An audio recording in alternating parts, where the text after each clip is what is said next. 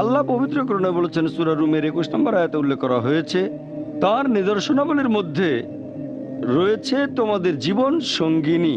তোমাদের জীবন সঙ্গীতে সৃষ্টি করেছেন এবং তোমাদের মধ্যে পারস্পরিক ভালোবাসা ও দয়া সৃষ্টি করেছেন, যাতে তাদের সাথে শান্তিতে বসবাস করতে পারো। তাহলে আল্লাহ আমাদের মধ্যে পারস্পরিক ভালোবাসা আর দয়া দিয়েছেন যাতে শান্তিতে বসবাস করতে পারি। এগুলো আল্লাহ নিদর্শন।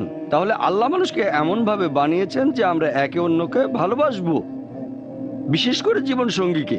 এভাবে দেখলে ঠিক আছে, আপনার স্ত্রীর দিকে তাকালে আপনি হয়তো আল্লাহর আরো কাছাকাছি আসবেন আর নিদর্শনগুলো বুঝতে পারবেন।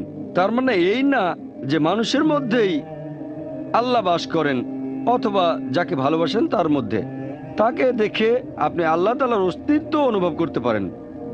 আর এখানে এই শ্লোকগুলো অপ্রাসঙ্গিক, হোক সেটা সন্ত কবিরের শ্লোক অথবা সিনেমার কোনো গান। আমাদের আলোচনার বিষয় হলো পবিত্র